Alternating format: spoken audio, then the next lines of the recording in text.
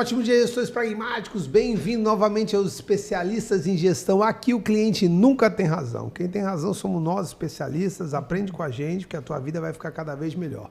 Meu nome é Rafael Barreto. Eu ensino empresas a aumentarem seus lucros, tendo mais tempo livre e qualidade de vida para você, empresário. E já que eu estou falando de qualidade de vida, o tema de hoje é sobre autoconhecimento, psicanálise, conhecer a mente e assim vai.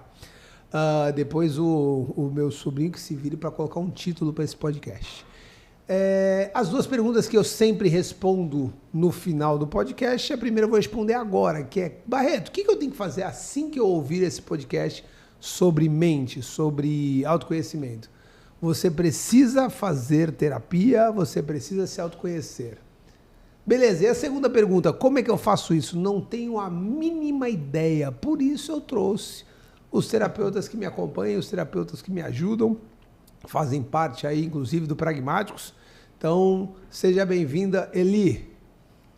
Primeiro, eu quero agradecer pelo convite. O Rafael foi uma conquista, né? A gente se encontrou lá no BNI e, desde então, eu falei assim, nossa, ele tem uma desenvoltura, ele tem uma fala, ele tem algo que preenche os espaços.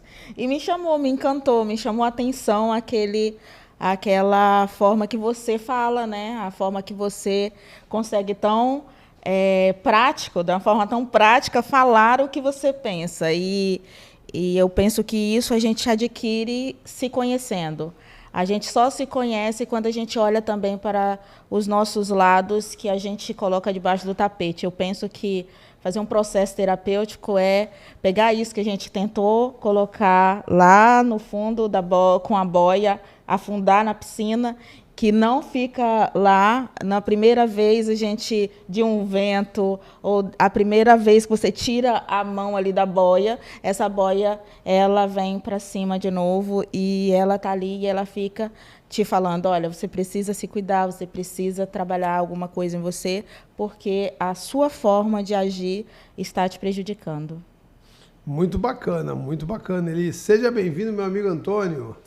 Estamos aí, né? Mais uma vez agradecendo, né, o convite, estarmos aqui, a oportunidade, estarmos aqui reunidos para falarmos de algo que é tão importante, né, que é a nossa saúde mental. Mas saúde mental é uma palavra assim, todo mundo tem uma repulsa, é quase, eu não quero ouvir isso, né? É quase que é pior do que prender alguém, eu acho, você está sendo preso, né? Então hoje nós falamos muito em saúde emocional, né? Mas mesmo ainda com esse discurso de saúde emocional, nós temos contato mínimo possível com os nossos sentimentos, com as nossas emoções, né? Nós temos negligenciado aquilo que nós estamos sentindo.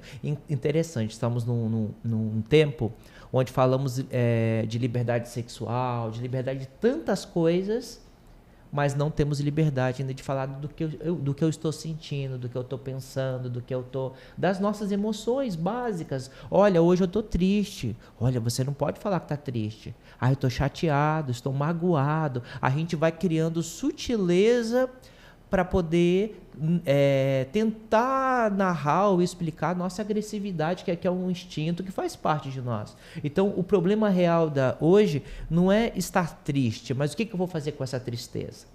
O problema de hoje não é ter raiva, mas o que eu vou fazer com essa raiva, né? Como que eu vou sublimar? Temos tantos mecanismos de defesa do ego, né, Eliane?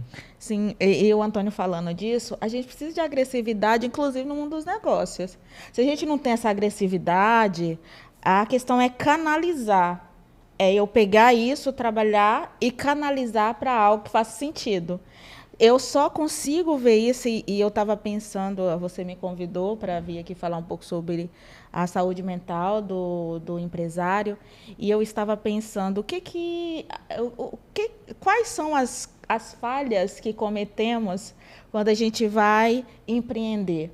E quais são os pontos e quais são as principais mecanismos de defesa que a gente utiliza ali no mundo do empreendedorismo. E a gente trabalha muito no mundo do empreendedorismo, isso de você ser mais agressivo, mas, ao mesmo tempo, você ser sutil, você ter uma boa comunicação, você ser assertivo. E aí a gente esquece de algo básico. Não tem aqueles banquinhos, o tripé dos banquinhos? a gente acaba indo só para um lado. Aquele banquinho que tem um tripé, né? Você vê que ele não tem uma segurança. Se você tira os dois, né? O tripé que está aqui, eu acabei olhando. As duas pernas, o que acontece? Cai. E o empresário, ele tem que ver que ele tem vários papéis. Ele é empresário, mas ele é pai, ele é filho, ele é esposo. Então, o que acontece? Às vezes, é o meu lado esposo, ou o meu lado pai, que me dá força, que me dá subsídios para que eu possa ser melhor no meu trabalho. Porque quando o trabalho está ali intenso, porque a gente precisa desses resultados, a gente está nessa coisa da alta performance, né, que a gente fala. E aí, quando eu tiro uma dessas bases, que a gente fala das bases que a gente tem, como que eu faço? Eu vou perdendo a força também de trabalho, o vigor de trabalho. Então, o empresário, com essa coisa de você precisar dar lucro, que você precisa ter ali, você tem vários colaboradores com você, você precisa dar resultado, porque você não está sozinho, você também tem responsabilidades, acaba a gente tendo essa coisa de trabalhar 24 horas, falta de tempo, gerenciamento de tempo. E aí eu pergunto sempre, e o tempo para os seus? Porque o tempo com os seus também te ajuda a você ter criatividade para você estar no seu setor. Porque aí depois pode... E o que gera isso? Gera adoecimento. Porque você vai olhar para aquilo que era seu propósito, que era a sua missão, que você tinha maior prazer de fazer, você começa a olhar e fala assim, nossa, hoje eu não estou tão afim de ir trabalhar. Hoje não está legal. E aí você você acaba tendo o mecanismo de fuga. Você acaba criando mecanismos para você não estar no seu ambiente de trabalho, que é a coisa que você mais sonhou, que você queria ali realizar. Dentro da minha metodologia, eu falo das 5 forças, né? Porque existem os 5 pilares da empresa, e existem as 5 forças do empresário. Então, por exemplo, eu sou um cara que cobro saúde física do empresário. Então, eu cobro dele uma academia, eu cobro dele se alimentar melhor, eu cobro dele composição corporal. Aí tu fala, pô, Beto, o que tem a ver isso? Eu falo, cara, tem tudo a ver, porque se ele estiver bem fisicamente, ele vai produzir mais. Eu cobro dele exame de sangue, ver colesterol, glicose, etc. e tal. Aí vem, né, não existe uma hierarquia, aí vem eu cobro dele a força financeira, que eu digo, porra, um empresário precisa ter dinheiro no bolso. A parte espiritual, eu falo, cara, como é que você se conecta com o teu Deus? E a familiar é justamente isso. Cara, não adianta, eu conheci um empresário, o empresário ganhava, ele era dono de um hotel, ele era dono do hotel, ele ganhava muito dinheiro. E aí ele foi me levando pro hotel todo animado, feliz, daqui a pouco ele abre e ele fala que esse é meu quarto. Eu falei, tá, mas não entendi que é teu quarto por quê? Eu falei, de vez em quando quer descansar? Ele falou, não, eu passo aqui a semana, às vezes eu passo 15 dias aqui. E a tua família? Não, minha família tá lá, é que é muito trabalho, Barreto. Eu falo, cara, para pensar o quanto tu ganha, velho. Tu ganha, sei lá, 150 pau por mês. Não vale a pena tu ganhar 130 e pagar um cara bom 20 conto para tu poder estar com a tua família? Não tem nexo, cara. Você, eu chamo que o dinheiro é apenas uma matéria do teu boletim.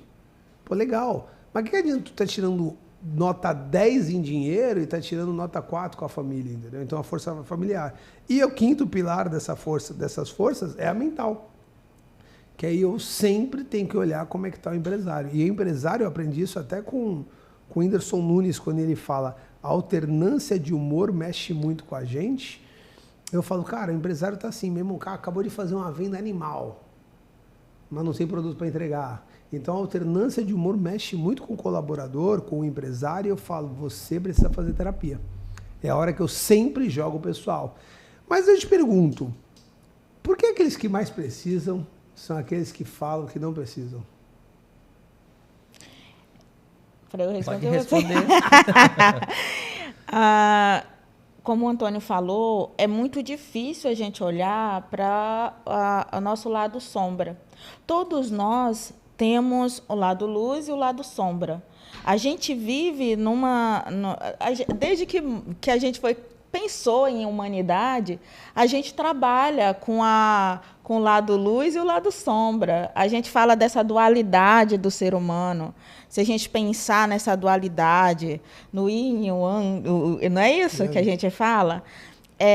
E aí, olhar para aquilo que não está legal é difícil. Como que eu vou, ainda mais no mundo empresarial, onde eu tenho que me colocar, porque também eu olho a minha imagem, como que eu ali tenho que me colocar como o perfeito, como o bem-sucedido? Como que eu vou olhar para as minhas questões emocionais que falam assim, olha, você não é tão bom assim. Tem algo em você que não é legal. Então, é melhor eu fingir que não existe, mesmo eu sabendo que está ali dentro de mim. Só que aquilo fica pulsando. E aí, também tem uma outra coisa. A gente tem uma coisa chamada eu cego muito grande. A gente tem um eu cego. A gente fala muito disso na janela de Johar. Que eu tenho uma imagem que eu acho que eu estou passando, mas não é a imagem verdadeira que eu estou passando. Tem uma imagem que o outro está vendo, mas não corresponde a quem eu sou realmente. Tem uma imagem que eu sei de mim, mas o outro não sabe. E tem uma imagem que as pessoas à minha volta veem que eu sou, mas eu desconheço porque eu não tenho esse autoconhecimento. E tem algo ainda, a psicanálise fala, que eu desconheço e o outro desconhece. Então, o autoconhecimento é você ver essas dimensões. Você ter a percepção do que o outro está vendo, mesmo que o outro veja a partir da opinião dele, mas você vai se fortalecendo. Quando eu tenho coragem de olhar meu lado sombra, ao contrário do que as pessoas acham, eu não vou ficar fraco. Eu vou ficar mais forte, porque aquele ideal que eu criei e que não existe uma pessoa perfeita, sem defeito, não existe isso. Isso, nenhuma pessoa, você vai olhar, observar, todas as pessoas têm uma questão que precisa trabalhar. Tem algo, é aquela coisa, eu gosto de matemática e eu não gosto das áreas humanas. Eu gosto das áreas humanas e eu não gosto da matemática. Mas, às vezes, nas áreas humanas, ontem eu estava vendo uma coisa lá dentro do campo da psicanálise, misturada com a IA. Estava conversando com um técnico, com uma pessoa a gente está querendo escrever um livro, e eu quero misturar a psicanálise com a IA. E ele falou, isso aqui é muita coisa, é muita loucura, né? Ele estuda a questão da regressão, que é totalmente diferente, mas tem algumas coisas ligadas. E aí eu falei, gente, se a gente consegue fazer esse livro, meus olhos brilharam assim, sabe? E aí ele falou, por que e onde está o analista aqui? Ele explicando, fazendo ali no quadro. E aí eu falei assim, é porque a gente sofre essas interferências, são várias ramificações. Então, tem uma imagem que a gente acha que a gente não é. Então, o desconhecimento acerca de nós mesmos nos dá a falsa impressão que somos fortes. Mas no agir também não existe um preconceito? No agir?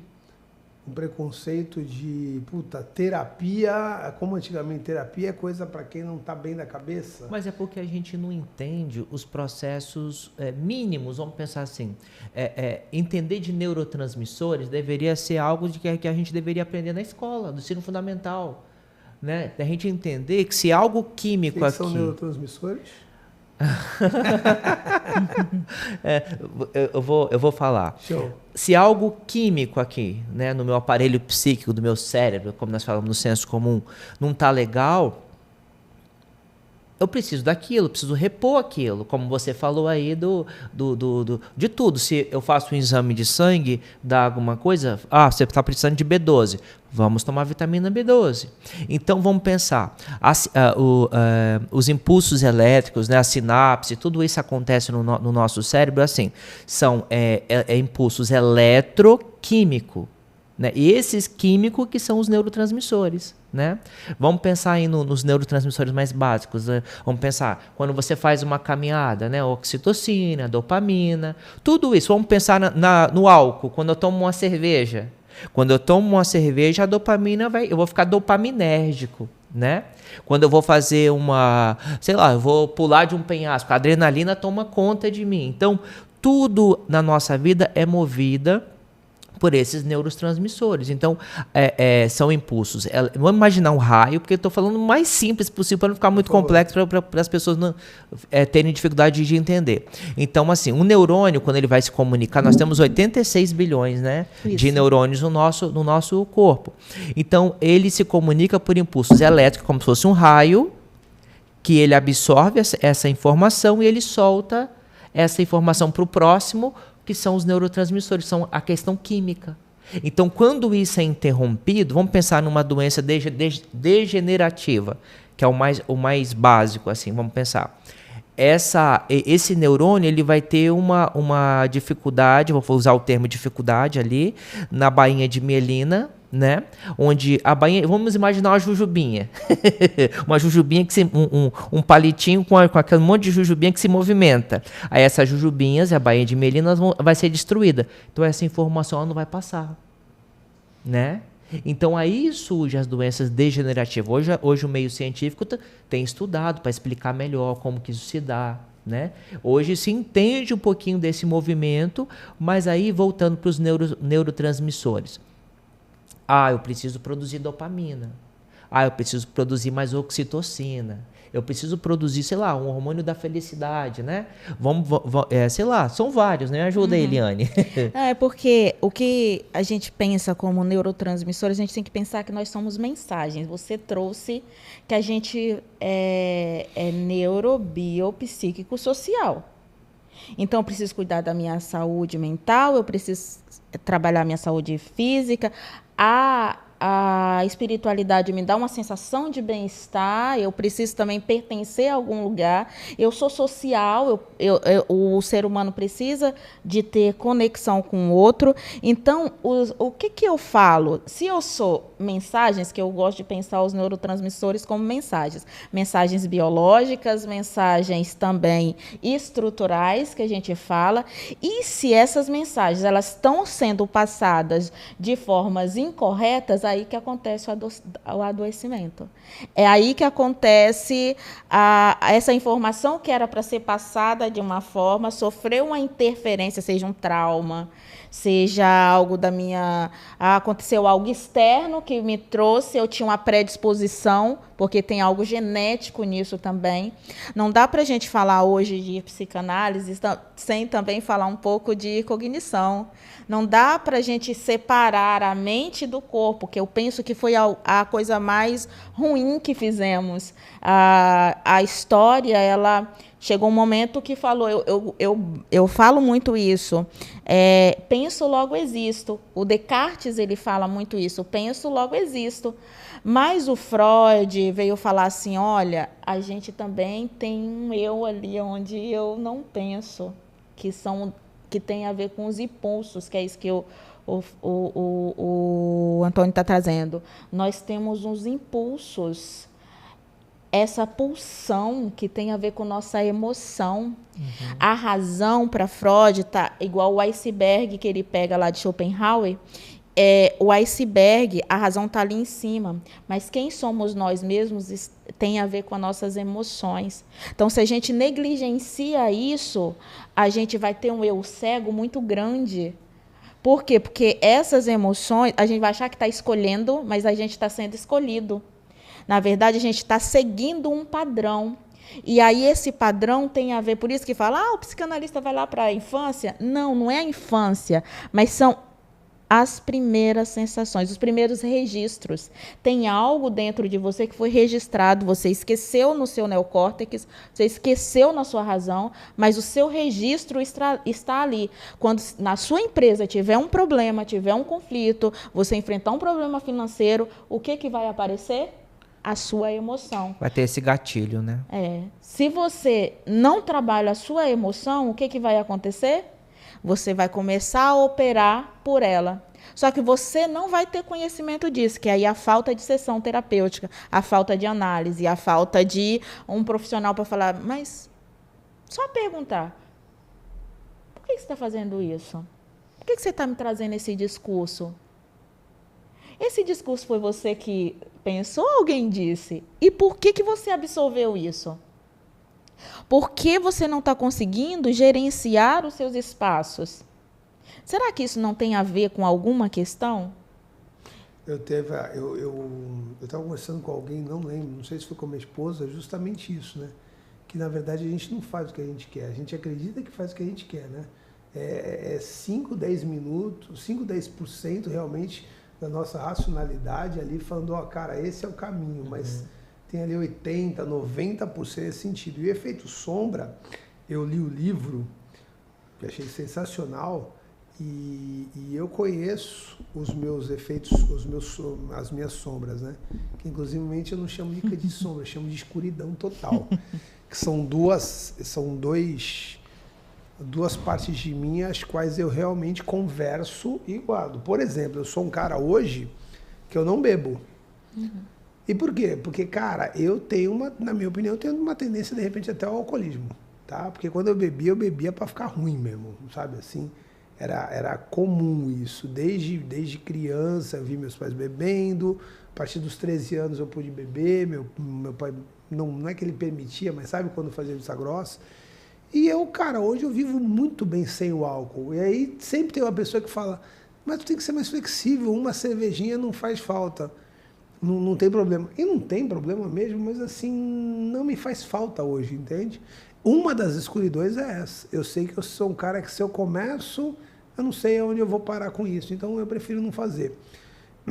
Então, só que aquele negócio, eu não é que eu flerto acho que é uma palavra, mas eu conheço e eu não simplesmente é tranca-fio, porque é isso. No primeiro momento que ela achar a chave, eu tô na roça, né?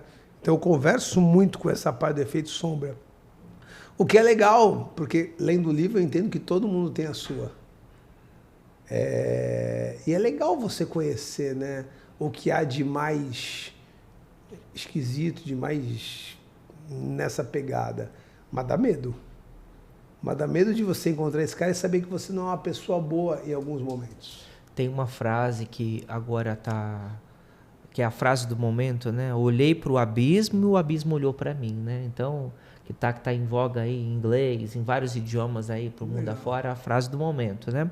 Olhei para o abismo e o abismo olhou para mim. Ele sempre vai olhar. Mas aí, o que você vai fazer com aquilo que te assusta, né? Com aquilo que te traz medo? Porque às vezes nós temos medo de nós mesmos, né? De olhar para as nossas inseguranças. Eu estava conversando com um amigo essa semana, eu falava bem assim, por que você tem tanto medo da sua agressividade? Ele falou, porque eu não quero ser assim. Eu falei, mas isto, né, faz parte da sua estrutura. Você tem que aprender a lidar com essa agressividade. Eu assisti um outro dia como que é o nome do filme do lutador? É Aldo, acho que é Aldo, né? Zé Aldo, né? Zé Aldo, isso. E aí é lindo você olhar para o filme e ver como que ali é uma estrutura, né? É uma estrutura que se repete e tal, familiar, mas vamos abafar isso ali. Mas o filme tá mostrando bem claro isso. Mas como que ele aprende a sublimar a agressividade na luta e ganhar dinheiro com isso e fazer uma forma de... Um case de sucesso. Isso, um case de sucesso. Então, é uma fórmula que dá certo. Como que você vai usar a sua agressividade para poder, sei lá, se jogar no tanque de tubarões, que é o meio empresarial, né? E conseguir sobreviver e nadar, atravessar aquilo ali, entendeu? Então, é algo que dá certo. Né? É o mecanismo de defesa do ego que a gente faz de uma forma inconsciente muitas vezes, ou a gente tem uma ajuda, né, de alguma forma, alguém ali que vai olhar para aquele potencial e fala, ó, vamos canalizar nisso, né? E faz parte, então, né, você trabalhar isso. Janela Johari eu conheci até como uma ferramenta de recursos humanos, e de bastante autoconhecimento também, né? Eu queria fazer uma pergunta aqui, deve ser a pergunta que vocês mais respondem na vida, mas eu acho que é importante por causa do podcast, né? E aí, vocês dois são psicanalistas, correto?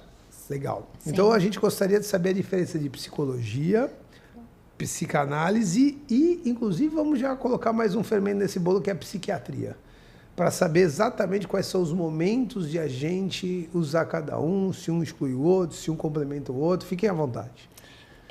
Você falou, eu sou psicanalista e também estou na área da psicologia, e eu penso que... E também da pedagogia, porque também tem a psicopedagogia que trabalha algumas questões aí Minha esposa é psicopedagoga. De aprendizagem. Então, hoje, dentro desse universo, a gente fala de um trabalho multidisciplinar. É o que eu acabei de falar. Não dá para você falar de psicanálise. A gente começa... Quando a psicanálise surgiu, ela surgiu na mesma época, mais ou menos, da psicologia também. Então, a gente precisa observar que esses saberes, eles se conectam, se conversam. O que diferencia é o método que vai ser utilizado. Um psicólogo, ele não necessariamente é um psicanalista, mas ele pode fazer algumas técnicas da psicanálise. Agir ali, ele pode ser um psicanalista, ele pode ir para a fenomenologia, TCC. Hoje já se fala também da psicologia integrativa, e, enfim, são várias abordagens que o psicólogo pode fazer aí, escolher. Aí ele faz mais uma especialização para poder desenvolver. Um psicanalista, ele não necessariamente é um psicólogo. A psicanálise, lá no início, ela era só exercida por médicos. Só que o próprio Freud, ele fala, olha, se eu fosse dar essa psicanálise para alguma ciência, seria mais das ciências humanas. Porque a gente faz análise do discurso, a gente traz a filosofia, a gente traz a antropologia, o estruturalismo, do Levi-Strauss, a psicanálise usa muito disso. Então, se a gente pegar o psicanalista, ele vai fazer um método baseado no inconsciente. Só que o psicanalista vai negligenciar que existe a parte cognitiva, a pessoa que tem alguma alteração de forma química. O psicanalista vai falar, não, vamos aqui só trabalhar na análise e você vai ficar bem? Não, de forma nenhuma. Então, essas áreas, elas se conversam. O psiquiatra, ele não está ali só para passar remédio, como muitas pessoas pensam. As pessoas também... O psiquiatra também, ele observa o psicólogo, o psicanalista, ele encaminha para o psiquiatra para ele dar uma orientação.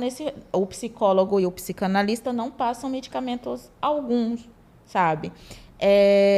Mas ele pode trabalhar com esse profissional, inclusive a gente tem pessoas aí da psiquiatria que a gente encaminha. Olha, esse paciente, esse analisando, dependendo da abordagem também, que a psicanálise é um mundo, tem várias abordagens. O que se diferencia é o método. Para se tornar um psicanalista hoje, o que a maioria dos institutos como o nosso faz? A gente exige uma formação a nível superior. Tem que ter uma formação a nível superior, e lá a gente começa uma vivência, porque a gente entende que a psicanálise é um modo de viver. A psicanálise é um método que não é simplesmente um método nesse sentido de eu vou ali e vou aplicar porque ele vem da prática, mas ela é um desacortinar, é um modo de você olhar o mundo, é uma forma... A psicanálise serve para todo mundo? Não. A psicanálise não serve para todo mundo. Às vezes a pessoa tem uma forma mais prática de ver o mundo. Então, é melhor que vá para a TCC. Você entende? O que é TCC? É terapia cognitiva comportamental.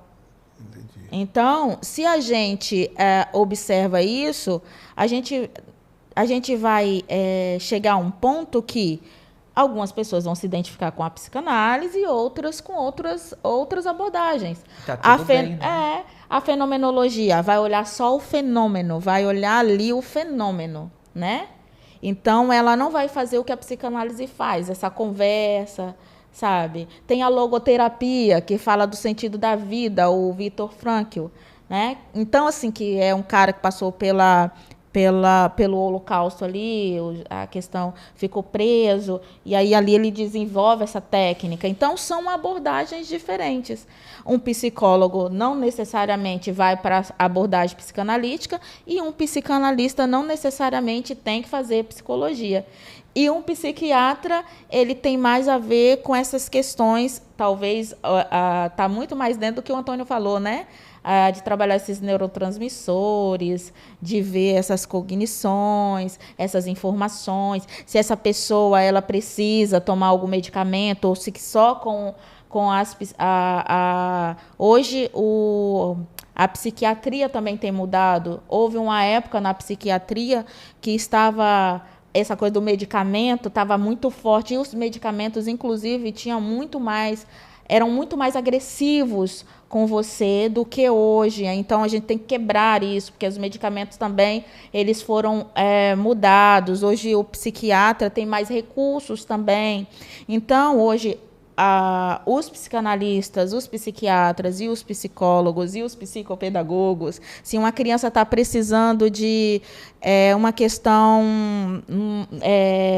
está passando por uma dificuldade de aprendizagem, então ali aquele profissional vai ajudar e vai trabalhar de forma integrativa. Inclusive tem alguns testes que a gente que estão em discussão aí, para a psicologia e a psicopedagogia usar. Então, para você ver como que temos vários recursos de busca de autoconhecimento.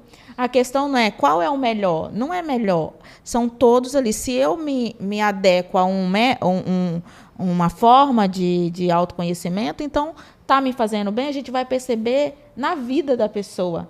É na vida da pessoa que a gente vai ver se aquele método está funcionando ou não. E tomar remédio, fazer terapia, faz parte. A gente, quando está com problema, a pressão alta, a gente não toma um remédio todo dia? Por que a gente não pode ir no psiquiatra? A gente não vai no psiquiatra só porque a gente está doido. A gente não vai no analista só porque a gente está doido. Não, é porque eu preciso melhorar meu potencial e aprender a lidar com todas as minhas dimensões, inclusive o meu lado sombra. Eu costumo falar isso, né? Eu falo assim, não odeio o jogo, odeio o jogador. Que brincadeiras à parte cara, às vezes você não se adequou àquele profissional. Ou pela metodologia, ou até por causa vulgarmente conhecido como o santo não bateu com dele. Acabou. Sim. Entendeu? Aí você, não, eu já fiz uma vez e não foi agradável. Então, cara, procura outras metodologias, procura outros profissionais para isso. Eu fui um cara que tomei remédio há 20 anos atrás. 2005, exatamente 2005. E realmente, isso que você falou, remédio agressivíssimo, para acordar era uma desgraça. Eu era um cara que, mesmo, perdi totalmente a virilidade, então eu tinha 25 anos, sem virilidade, não conseguia acordar. Foi um inferno na minha vida, e aí, graças a Deus, eu saí disso. Há 2 anos atrás, eu estava com uns problemas sérios de sono. E aí, em algum momento, chegou e falou, você tem que ir para a psiquiatria. E eu entrei num preconceito tremendo por causa de 20 anos atrás.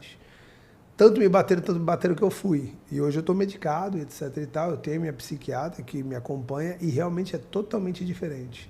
Hoje, eu brinco que assim mesmo, são 2 barretos diferentes antes do remédio e sem o remédio, só que sem efeito colateral nenhum. Então eu durmo muito bem, eu acordo muito bem, eu não estou com ansiedade, eu estou tranquilaço e sem nenhum resquício desse sentido. Lógico que estou tomando os remédios e em paralelo faço a psicanálise, porque eu acho que uma coisa complementa bem a outra. Sim. Então realmente esse lance de 20 anos para cá a ciência mudou tanto, né? Não é a mesma coisa. Então, inclusive, eu já chamei até minha psiquiatra para fazer esse podcast conosco, para ver se a gente realmente acaba com o preconceito da psiquiatria, que eu, há 2 anos atrás, eu tinha medo de pisar lá dentro, porque eu sabia que ela ia colocar um remédio, e eu pensei que o remédio era o mesmo de 20 anos atrás. Agora, vamos lá. Eu falo que para todo mundo precisa fazer terapia. E a terapia hoje ela está relativamente democratizada, né? Não é mais aquele negócio que só as pessoas bem abastadas de dinheiro conseguiam fazer. Vocês percebem isso também? Que hoje até as pessoas mais simples, financeiramente falando, elas já têm acesso à psicanálise ou não? Eu acho que a gente tem que pensar na consciência, né? A consciência das pessoas teve uma ampliação. As pessoas estão tendo mais consciência da necessidade de você buscar terapia e entender esse processo de autoconhecimento, desse processo de olhar para si. Infelizmente, por outro lado, a psicanálise ainda ela é elitista. Porque olhando para, vamos olhar assim para as classes AA do Brasil, eles mandam as crianças fazer terapia desde pequenininho. Então, é normal, é natural, é um processo natural. Quando a gente vai ver a necessidade, né, nas outras faixas aí, né, de níveis sociais, nós vamos ver que eles vão só lembrar da terapia no geral, quando realmente precisa de uma intervenção. Olha, essa criança está dando problema na escola, né? Essa criança, alguma coisa está acontecendo ali que sai daquilo que seria a normalidade, né? Normalidade entre aspas, porque ninguém é normal, todos nós temos a nossa estrutura e temos os nossos, como fala? Algo a superar, né? Para a gente poder ir pensando em qualidade de vida. Então, eu penso o seguinte, que ainda precisamos lutar muito, caminhar muito para essa conscientização. Como eu falei no início, hoje a gente fala da questão do sexo, ato sexual, né? E olha que a sexualidade é algo muito mais amplo, né, do que isso. A gente reduz sexualidade a ato sexual e a pornografia, tantas coisas aí que estão explícitas hoje em dia, escancaradas, as pessoas estão mais peladas, né? Vamos pensar na época de Freud, né? Época vitoriana, onde as mulheres tampavam até aqui no pescoço. Sensualidade era mostrar um pedacinho do braço, não era mostrar nem a perna, né? Era mostrar o pescoço, mostrar um pedacinho do pescoço. Isso era sensualidade na época. Hoje que se mostra tudo, as pessoas ainda não conseguem falar de sentimento. O pai, ele vai olhar para o filho e vai falar assim, você não tem que ficar chorando, tá chorando por quê? Deixa de frescura, o homem não chora. O homem não chora, vamos pensar, né? Quantas gerações, desde dos guilt ao baby boom, geração X, Y, né, a Z, e tantas outras gerações que estão surgindo aí, a frase ainda se perpetua, né? O homem não chora.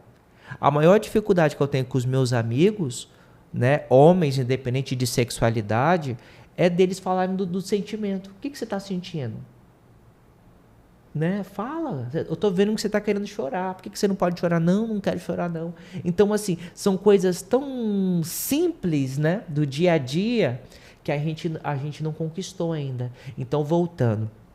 Ainda é algo elitizado, sim. Eu acho que Freud, lá em 1800 e alguma coisinha, né? Uhum. Ele tentou criar uma clínica social. Ele já pensava a clínica social só da virada do século para frente, que ele conseguiu criar uma clínica social. E lá ele já teve dificuldade, e é uma dificuldade muito parecida que nós enfrentamos hoje, né?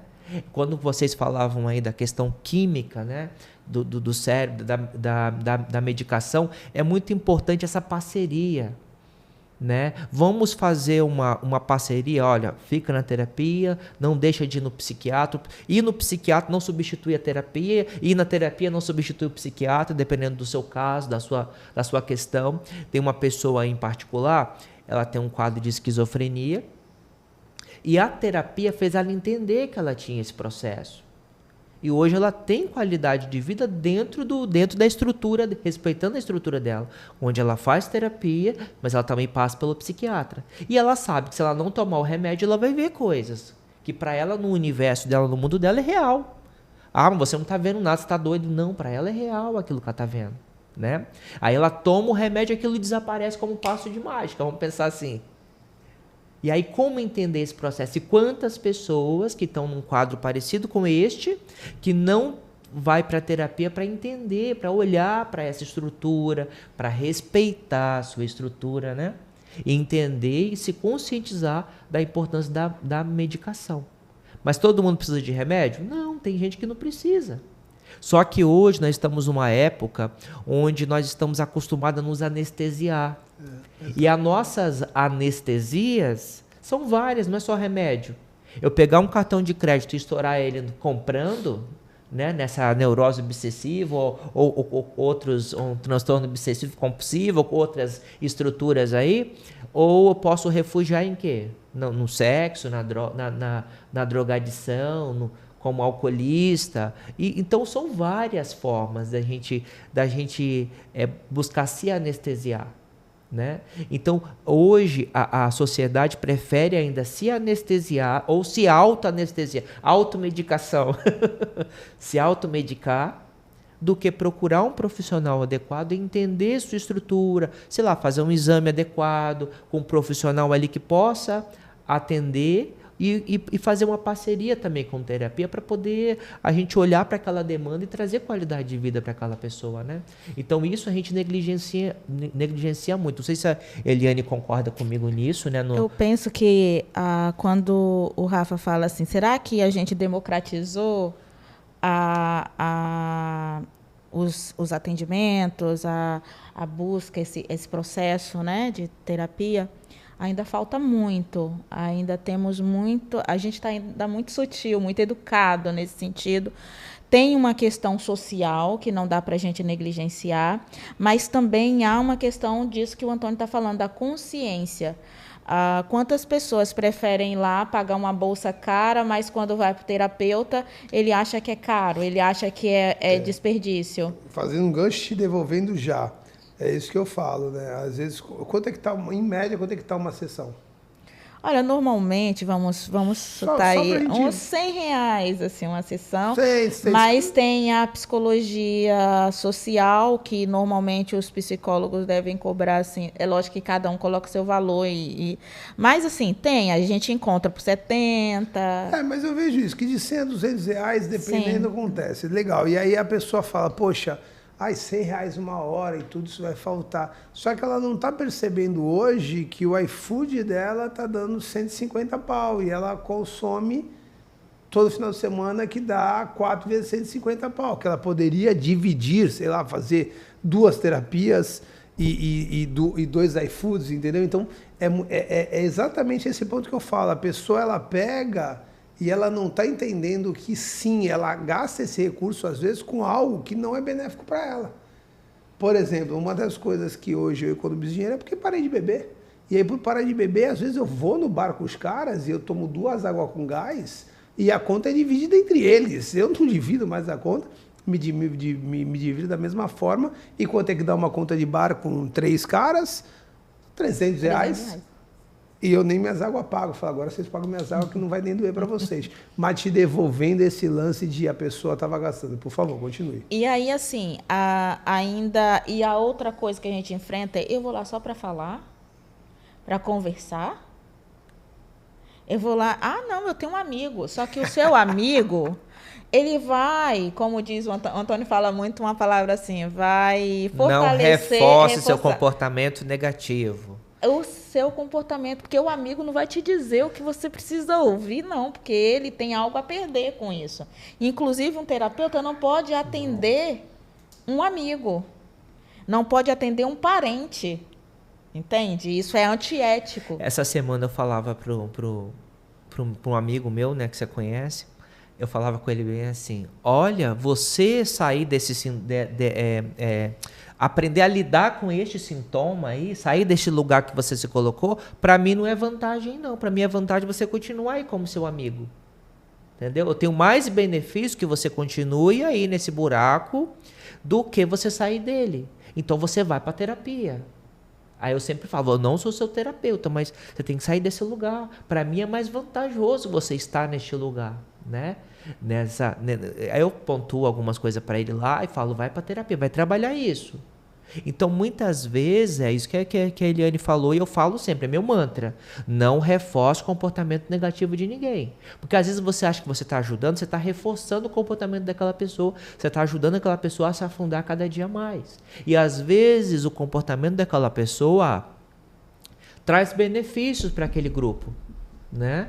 Traz alguns benefícios, mas quem está sendo destruído é aquela pessoa por não entender, né, as suas questões e não lidar com aquilo, porque o sofrimento é dele, ninguém tá nem aí, ninguém tá sentindo nada, né?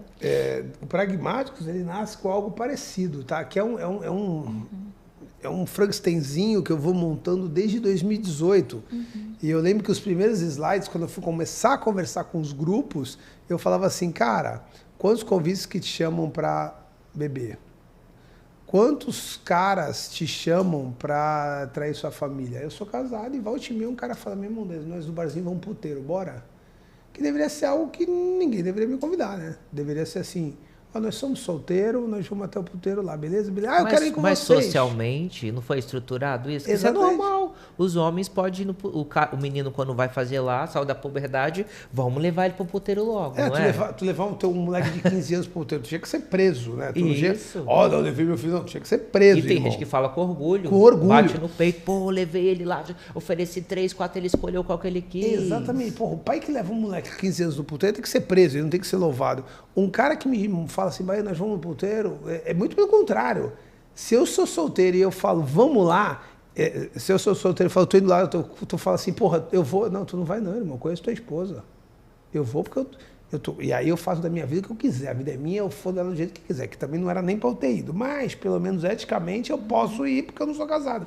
Tu é casado, tu não vai comigo. E se tu entrar lá, eu vou contar pra tua esposa que tá acabado. Mas não, é totalmente ao contrário. Vamos beber, vamos. E aí eu falo, quem é que te chama pra ler um livro? Quem te chama para realmente fazer uma roda terapêutica? Quem é que te chama para empreender? Quem te chama realmente? Quem quer teu bem? Porque eu tenho um conceito de amizade diferente do senso comum. Amizade é quando eu quero ver a pessoa melhor do que ela tá. Sim.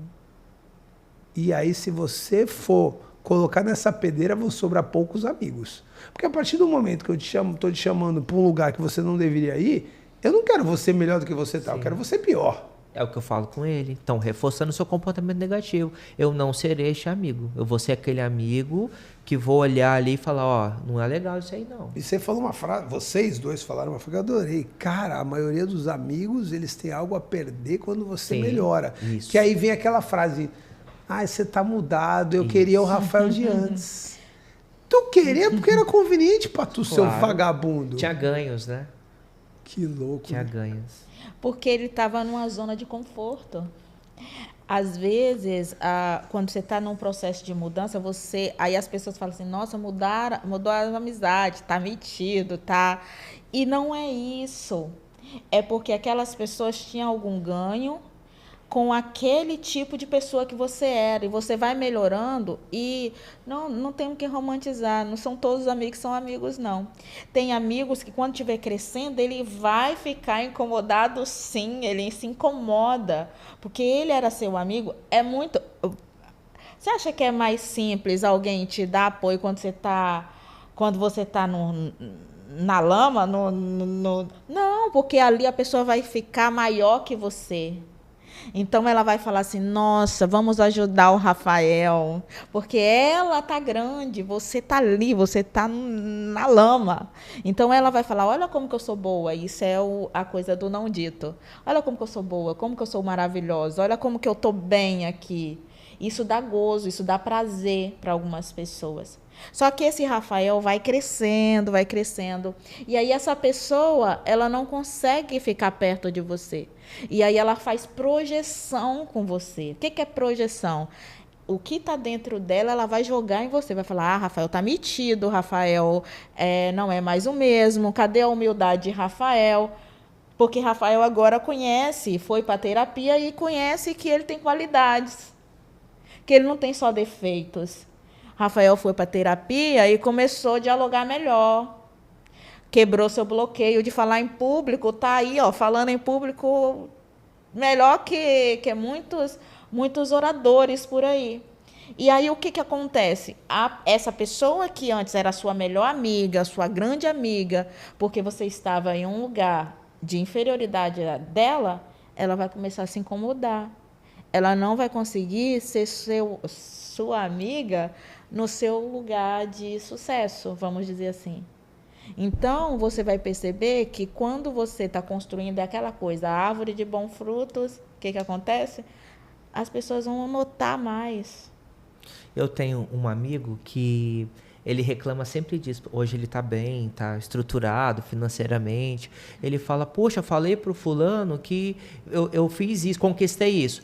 Eu vi a tristeza na cara dele. Eu falei, você falou alguma coisa? Não, mas eu fingi que não vi, né? Aí eu falei, BC, agora eu não tenho falado mais pra ninguém. Às vezes eu ligo pra você, pra contar pra você. Aí quando ele me conta, é interessante. Ele fala assim, pô, conquistei isso, não sei o quê. Eu falo, pô, legal. Pô, você vai chegar mais longe ainda, cara, pra você lá no alto, né? E aí ele fala, nossa, como que você se posiciona diferente? Eu falei bem assim, mas só porque você chegou num lugar que eu não cheguei ainda, não quer dizer que eu, sei lá, que eu tenho que te puxar pra baixo. Eu quero que você me puxe para cima, eu quero que você cresça e me ajude também a chegar lá, naquilo que eu quero, naquilo que eu almejo para a minha vida. Então, nos nossos amigos, nem todos eles vão querer não reforçar nosso comportamento negativo. Vai querer reforçar para você cada vez ali naquele lugar. Deixa ele naquele lugar ali, que ali eu sei, é um lugar que eu entendo, é um lugar que eu controlo, que eu manipulo, e entre outras coisas também. E eu sendo pragmático, eu falo, então aí é a diferença de amigos, nem todos são teus amigos. Se o cara não quer que você cresça, esse é um ponto. E aí vem uma outra coisa que eu aprendi com o Joel J, né, eu acho bem interessante, que é a frase que ele usa, que é não aceite críticas construtivas daquele que não construiu ainda. Então, cara, o que eu tenho de gente me dando feedback sobre o meu trabalho? E cara, para ser mais rápido, eu às vezes agradeço, mas eu não ouço. Então, velho, alguém vira para mim, acabei de terminar uma palestra de 1 hora e 15 minutos para 900 pessoas. Aí chega um cara e ele fala, cara, eu vou te falar, podia ter sido um pouquinho melhor. Eu falo, por quê? Cara, eu acho que aquele negócio não foi de bom tom. Aí como lidar com a inveja? Eu não sei, às vezes... Como você olhar e falar, você tem que pensar assim quando falar isso. Tá com inveja de mim? Nossa, mas eu acho que eu nem fui tão bom assim. Eu poderia realmente ter melhorado algumas coisas que eu pontuo em mim. E pode até ser, Antônio, que não foi nem inveja, pode ser de repente até um lance. Mas a primeira, de repente até uma trava de segurança, que eu tenho que trabalhar em psicanálise isso, a primeira trava de segurança eu penso assim, esse maluco palestra? E muitas vezes o cara fala, não, o cara não faz uma palestra para 12 pessoas. Ele não sabe o quanto de técnica tem. Mas ele é experiente, ele já viu muitas palestras no YouTube. E aí eu paro. Aí tem gente que vem falar de consultoria para mim. Fala, Barreto, a sua consultoria seria melhor se fosse assim. Aí eu, cara, para ficar mais rápido, eu falo, pô, obrigado, o feedback é anotado. Aí eu olho, esse cara faz consultoria porque eu faço há 20 anos. Né? Posso melhorar? É óbvio que eu posso melhorar. Todos nós podemos melhorar sempre. É que nem eu virar para vocês e falar assim, Antônio, obrigado pela sessão de terapia, mas, cara, eu vou falar algo para melhorar a tua sessão de terapia. Tu fala assim, mas esse maluco é psicanalista? Não, então... Aí é a hora que eu abro um espaço para passar um reclame na minha cabeça e eu tô pensando sobre o que eu vou fazer final de semana enquanto a pessoa está falando lá. Porque realmente é por isso que o nome do podcast é Especialistas em Gestão. Eu só aceito feedback de especialistas. Eu aceito um feedback teu como consumidor. Barreto, fui no Pragmáticos e de repente você falou alguns palavrões que eu, como teu consumidor, não me senti adequado. Beleza. Aí eu vou aceitar teu feedback como consumidor. Mas como, Barreto, acho que seria melhor assim? Eu falo, cara, não, da mesma forma que eu posso virar para tu e falar, olha, como paciente aqui, eu não gostei de ficar esperando. A gente combinou 8 horas, você chegou 8h10, eu vou te dar um feedback. Para mim é muito importante começar 8 horas, eu estou no meu direito como cliente te dar esse feedback. Mas olha, no teu lugar você tem que entrar 7h50, porque na hora que chega... Não, aí é um problema teu, você só vai receber o ponto. Você trouxe uma coisa que eu achei sensacional e eu vou usar, Antônio, e é verdade pra caramba. Cara, hoje é mais fácil você falar de liberdade sexual do que liberdade sentimental. Sim. Ou seja, eu posso chegar e falar... eu vou usar, eu sou pai de gêmeos, tá? De 5 anos. E eu acho que é mais fácil eu falar com ele sobre o pintinho dele que vai ficar duro do que perguntar, por que você está nervoso? Calma, explica por que você está nervoso. E realmente, hoje está mais fácil eu falar sobre a sexualidade do que a da emoção, cara. Eu não tinha parado para pensar nisso. É muito louco. Inclusive, os meus filhos, eles têm 5 anos e eu já faço um trabalho terapêutico com eles, com uma pessoa sensacional que é a Camila. E é engraçado como eles começam a trazer coisas que parece ser de um adulto. Tu falou, o quê? 5 anos com essa preocupação? Então, por exemplo, o Gaelzinho ele precisa ser o filho perfeito. E aí, às vezes, ele não gosta de perder. E aí eu comecei a ficar bravo de ele não gostar de perder, porque eu falo, pô, moleque, a vida fica muito chata. Tu só quer ganhar, todo mundo tem que perder. E aí chega em terapia que ela fala, mas ele não quer ganhar pelo lance de ganhar e ficar com a vitória. É que ele tem que ser o filho, ele tem que ser perfeito. Ele tem que ser o filho perfeito. São gêmeos. E são tão diferentes, né? Velho, é bizarro, Antônio.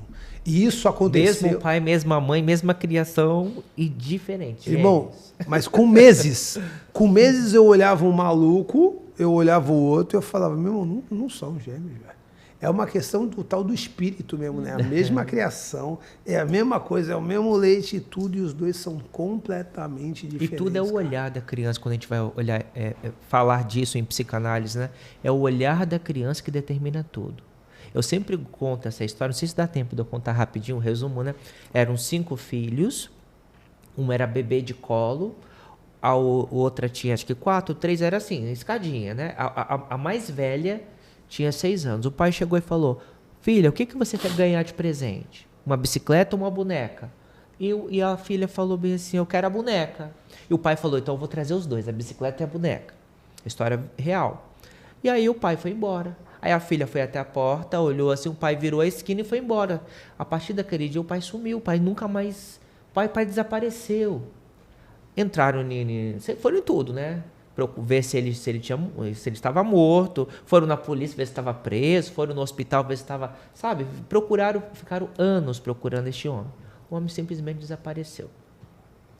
E aí, essa mãe com esses 5 filhos pequenininho, não deu conta daquilo ali, foi distribuindo, né? Esse aqui fica aqui, esse aqui, e o de cola mais ou menos eu levo comigo, e depois foi distribuindo as crianças. Cada um desses filhos sofre o abandono desse pai de uma forma diferente. Agora, recente, poucos anos, mais de 50 anos depois, sim, foi descobrir que o homem tem outra família, tem outros filhos, o homem abandonou a família.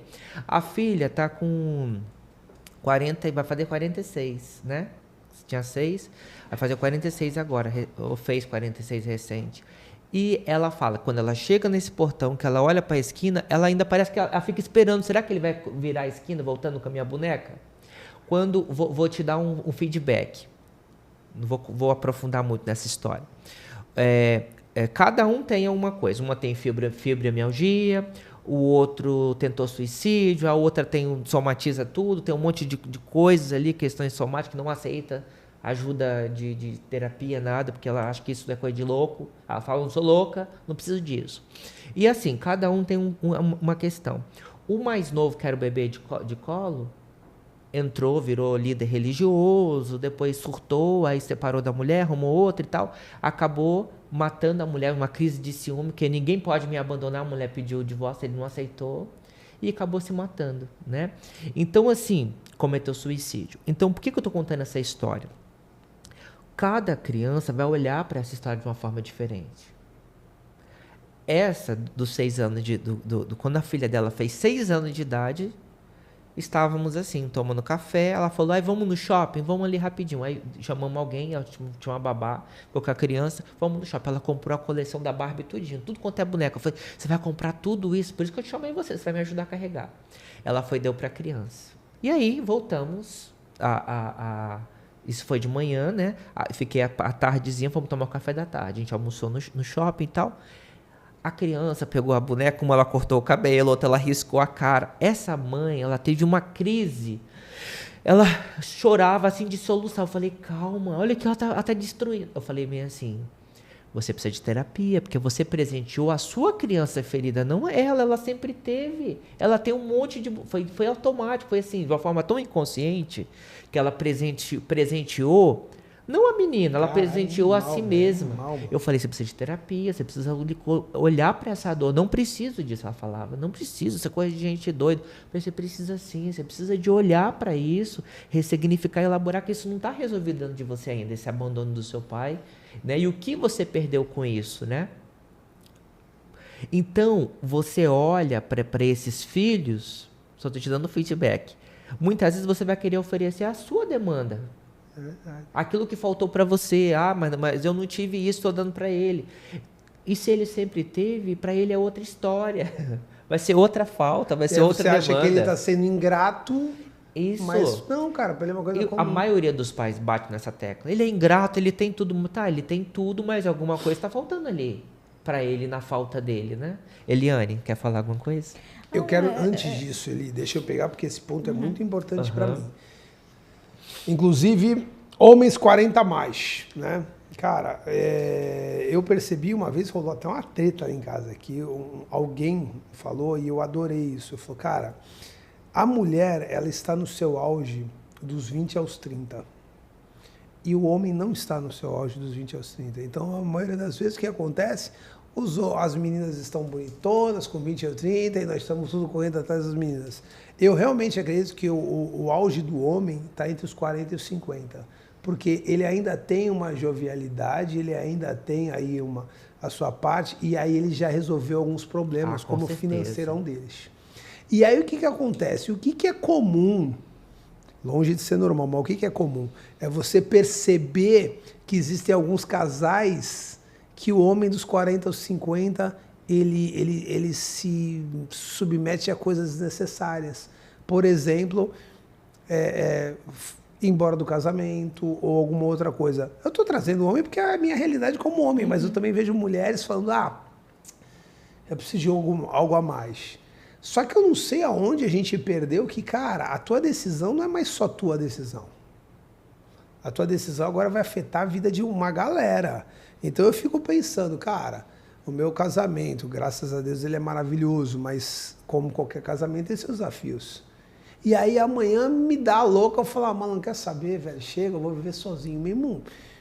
Eu vou afetar a minha vida, eu vou afetar a vida da minha esposa, eu vou afetar a vida dos meus filhos, e às vezes por causa do quê? Por causa de uma fantasia, como você falou, pô, o cara foi lá e construiu uma nova vida. E ele não percebeu que ele destruiu não, mas machucou a vida de 6. Destruiu mesmo, a palavra é essa. Certo? E aí eu acho que... E o pior de todos, você percebeu que foi o bebê? Mas o bebê nem viu nada, nem sabia de nada, né? Você é responsável pela vida de... É a mesma coisa que você... Eu vou fazer uma análise meio tosca, mas eu acho que fica bom. É a mesma coisa que você comprar um cachorro, ficar com ele um mês e falar assim, meu irmão, não gostei. E tu jogar na rua. Não, nem devolver, pior. É jogar na rua mesmo. Meu irmão, foda-se, joga na rua. Eu falo, cara, eu construo uma família. E aí vem a parte cristã, e eu não sou cristão, mas eu acho essa parte cristã impecável, que é o lance. Você assumiu essa responsabilidade. Não tem como você desassumir. Tem um meme muito legal, né? Que é o homem perguntando para a mulher, e aí, decidimos não ter filhos? Ela, decidimos não ter filhos. Aí, tá bom, ele chama as duas crianças e fala, a gente decidiu não ter mais filhos, por favor, saiu de casa. Tu quer tomar a decisão de ter filho ou não, tem que ser antes da gravidez, por motivos óbvios, tá ligado? Sim. Depois não tem mais essa decisão. Mas tem gente que tem. Tem gente que tem a decisão, não, eu vou abandonar e eu... Cara, eu não consigo ver isso. Então eu tenho, além de estar muito bem casado, eu não vejo a possibilidade de eu me divorciar, porque eu tenho uma responsabilidade muito grande nesse sentido, velho. Eu fico imaginando um dia, por exemplo, meus filhos querendo falar comigo, eu não, porque eu tô em outro casamento, eu tô em outro... A gente tem que ter um pouquinho mais de responsabilidade, não só com os nossos sentimentos, da liberdade sentimental aqui, mas com o sentimento dos outros. Sim. Isso é que mas a gente sempre pisa em cima, né, do sentimento dos outros. A gente negligencia e fala assim, não importa, né? Pensa, uma sociedade que não quer ter contato com seus sentimentos, né? Ela não quer, o cara, ele não quer reconhecer que ele ama aquela mulher, né? Olha só que loucura. Às vezes o cara, ele ama aquela mulher, mas ele vai lá trair. Aí ele não trabalhou as questões dele, as questões que ele tem que trabalhar dentro dele. Aí ele tá se completamente vivendo essa não sei se como a autossabotagem, né? Tá se autossabotando porque ele não se vê merecedor. Uma pessoa agora, quando eu estava subindo, mandou uma redação do Enem ali, tá meio em surto, eu falei, ficou saindo dali, eu vou imediatamente conversar com você. E eu falava, a questão é de permissão, é de merecimento, você não tá... E a pessoa tá super bem.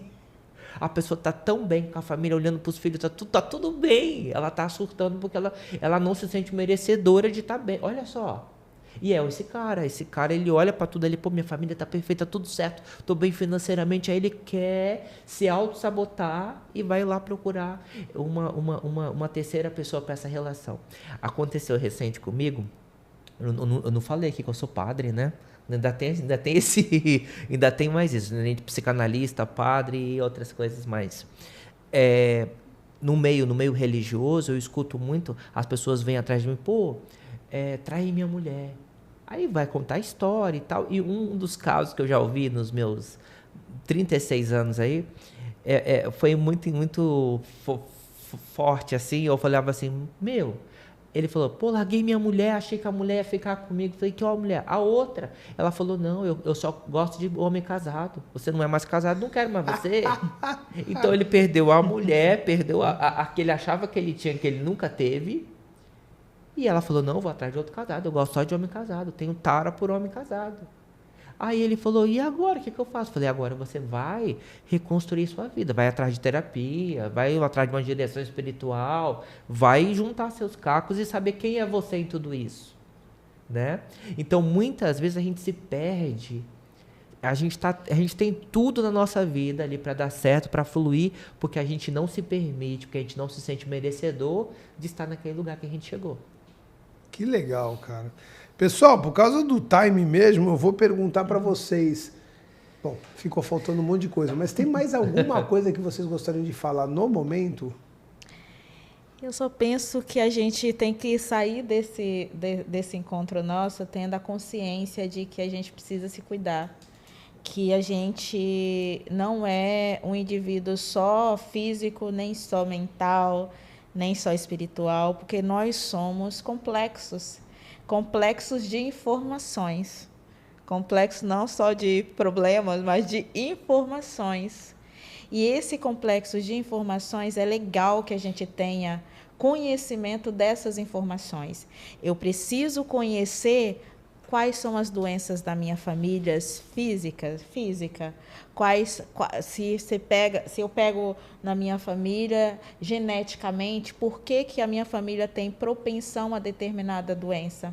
Mas eu preciso também entender quais são as emoções dessa família, quais são os hábitos alimentares dessa família, se essa família tem alguma atividade que é motora, porque a gente também... no empreendedorismo a gente fala muito disso, a gente também fala isso no campo da saúde, a gente precisa se movimentar. O movimento, a criação do universo primeiro foi o movimento, tudo é movimento, porque se você parar de se conhecer, se você parar de arranjar desafios, eu não estou falando de desafios no sentido de, eu vou estar arranjando um problema, mas nesse sentido de, se eu me acomodo aqui, aonde eu estou, a tendência é que eu morra mais cedo. Sensacional. Pessoal, eu sempre peço 3 coisas para a gente finalizar, tá certo? Vou pedir as 3 coisas para cada um dos senhores.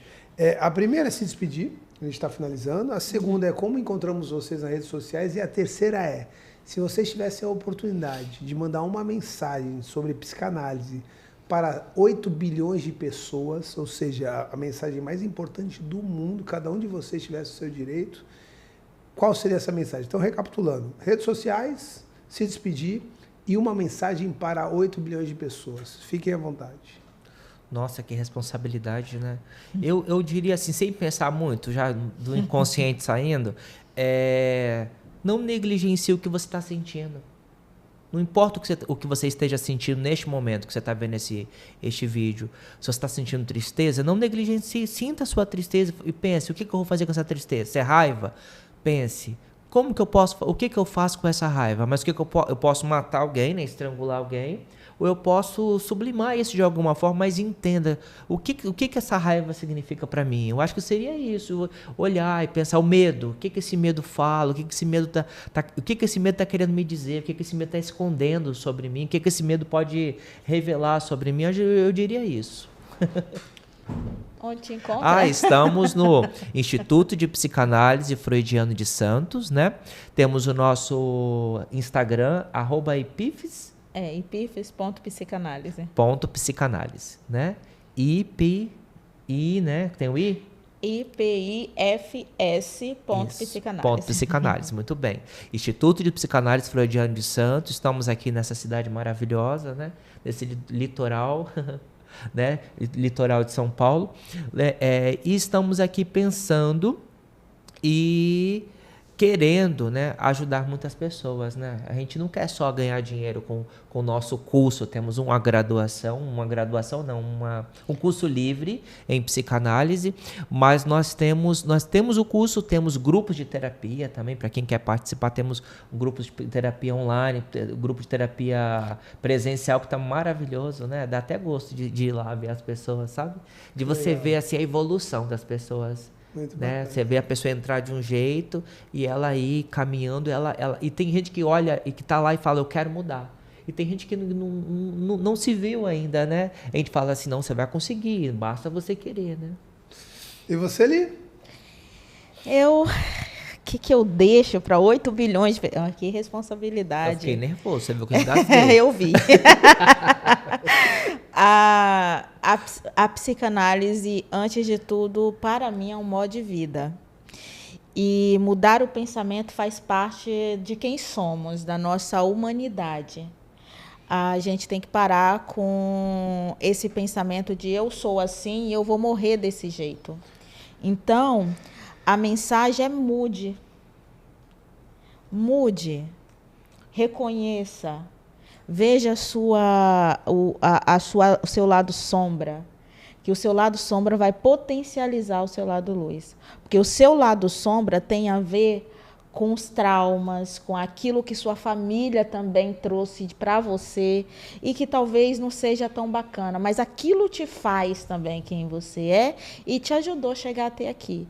E que legal seria se você, a partir daqui, tem mecanismos de defesa que te ajudou a chegar. Te ajudou a se defender, mas chega uma hora que usá-los demais faz você adoecer. E aí o excesso, como a psicanálise fala, que todo excesso esconde uma falta.